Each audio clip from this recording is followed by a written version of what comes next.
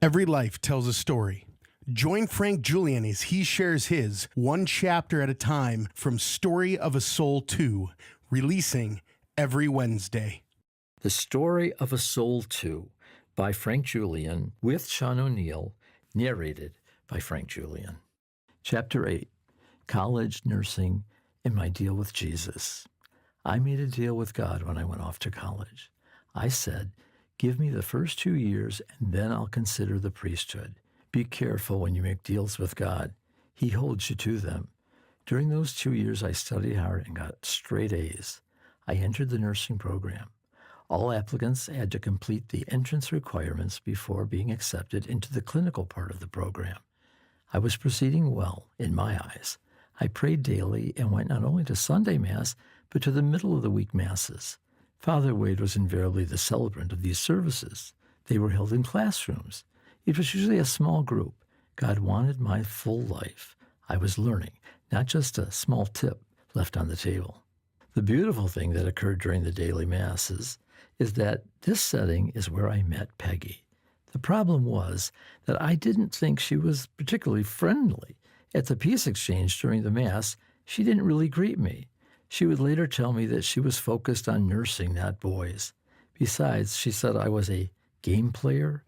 We had a lot to overcome. I thank God we did. On many levels, I was focused on nursing as well.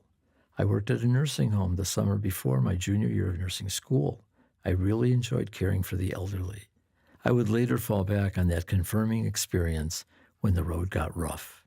As I waited in line to secure an apartment for the fall of that same year, Peggy was waiting just a short distance ahead of me. We talked about seeing each other that summer because she lived on the eastern side of Michigan as I did. I did follow through that summer, and we went on a date to Boblo Island, an amusement park floating in the Detroit River on the Michigan-Canada border. The date, I must admit, did not go well. I got dizzy and sick while she ended up on a ride with a little kid. Amusement parks don't work for me. It was humbling. Peggy was kind and rather understanding, though. She told me that she was going to New York to her cousin's wedding. I had a streak of boldness run through me in that moment, and in my boldness I said, send me a postcard.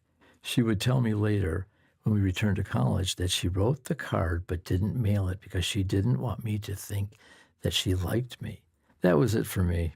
I had enough friends, I thought, and I wouldn't speak to her. When she arrived at a gathering, I'd get up and leave.